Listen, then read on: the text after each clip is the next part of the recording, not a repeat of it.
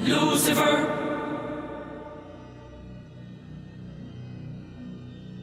J'ai peur. Je l'écris ici, sobrement, sans trembler, sans détour, sans prière, sans chercher à masquer.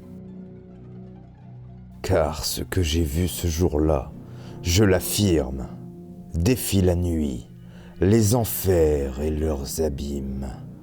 Il y a 1 an exactement, le ciel s'est figé, comme si le monde entier refusait de respirer. La lune, pleine et fière, éclairait nos destins. Et le lendemain, il n'y avait plus rien. Plus de lune, juste un vide suspendu, comme si quelque chose, dans l'ombre, l'avait mordu. Le ciel, lui, avait compris avant nous, mais il s'est tu. Par prudence, par peur des conséquences. On disait un enfant, petit être fragile, au souffle incertain. Un ange, disait-on, un simple samedi matin.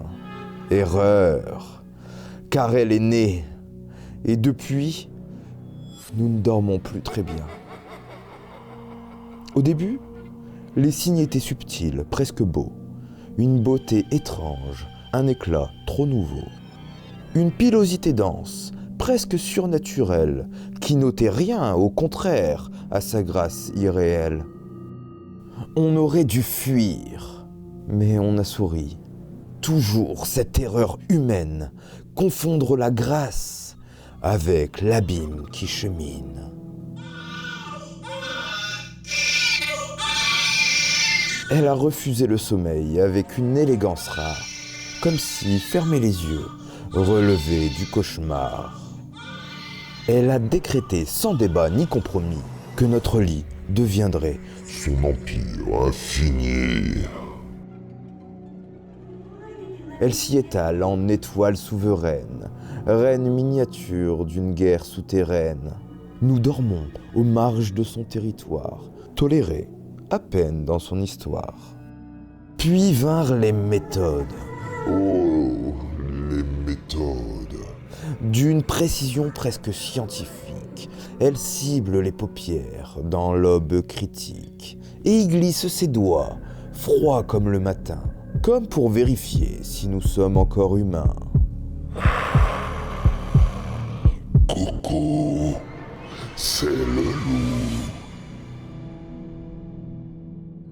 Elle prélève les cheveux sans aucune hésitation, avec une rigueur digne des grandes invasions. Elle expérimente, innove, improvise, avec une créativité qui parfois nous terrorise. Les conventions de Genève ont été consultées. Malheureusement, elle a décliné. Elle explore la matière avec une curiosité appliquée, s'attarde aux cuticules comme une frontière sacrée. Ses ongles minuscules, d'une précision méthodique, mènent leurs opérations avec un sang-froid stratégique. Les ongles opposèrent une défense désespérée, mais l'assaut fut bref, méthodique et assuré. Je tentai de négocier, sans succès apparent. Le lendemain, je signai avec un panari sanglant. À 9 mois, elle marchait, ou plutôt galopait, comme un marin ivre défiant l'horizon, tombant sans doute, mais jamais sans raison. Chaque chute semblait une reconnaissance du terrain, chaque relèvement une avancée du destin. Depuis, elle court, et nous fuyons. Elle escalade les reliefs disponibles, fait fuir les pigeons dans un élan irrépressible. Elle rit au vent, s'émerveille aux saisons, et les pissenlits semblent lui donner raison. Elle arrache l'herbe, elle défie les lois, elle marche vers le monde sans peur ni faux pas. Elle grogne désormais. Oui, un son ancien, primitif, infini.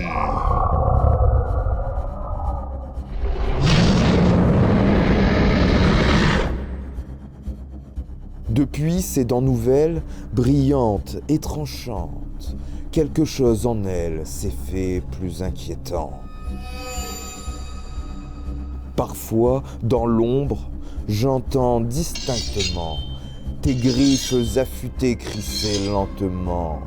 Le parquet frissonne sous leurs traits patients comme une lame polie avant le combat naissant. La nuit te façonne, la nuit te révèle. Tes yeux y prennent une lueur irréelle. Ton souffle se fait court, ton regard devient lourd, et l'aube déjà redoute ton retour. Je te vois alors, petite louve dressée, reine d'un royaume que nul n'a tracé.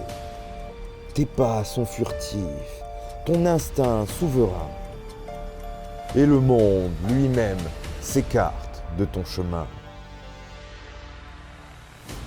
J'ai cherché dans les mythes, les anciens récits, dans les noms oubliés des monstres maudits, mais aucun bestiaire, aucune religion n'avait prévu une telle apparition. Car elle comprend, avant les mots, avant les lois, avant nous. Son regard traverse les causes et les effets, comme si le futur lui appartenait déjà en secret. Et parfois, je tremble. Oui, je le reconnais. Car l'intelligence n'est jamais innocente. Jamais. Et pourtant, il existe des trêves, des instants suspendus hors du chaos, où la bête s'apaise, où le monde est plus beau. Elle pose sa tête contre mon épaule fatiguée, et soudain, tout s'arrête, tout est pardonné. Ses mains, celles qui ont conquis tant de combats, deviennent silence, deviennent soi, deviennent là. Son regard se pose sur moi sans violence, et dans ce regard disparaît la sentence. Et c'est là que je comprends. La peur n'était qu'une ombre, une illusion profonde. Ce que je prends pour enfer, pour tempête, pour feu, n'est qu'un amour trop vaste pour tenir dans mes yeux. 1 an, Judith, 1 an de chaos et de lumière. 1 an à survivre à ton univers. Petite louve du printemps, tornade incarnée, tu détruis le monde pour mieux le réinventer. Tu marches déjà vers demain sans trembler. Et moi, je te regarde, en apprenant à aimer. Alors continue, cours, ris, tombe, rugis encore. Dévore le monde jusqu'à l'aurore. Et si parfois je tremble dans ce décor incertain, c'est simplement que je tiens ton destin dans mes mains. Ma merveille, ma tempête, ma fille.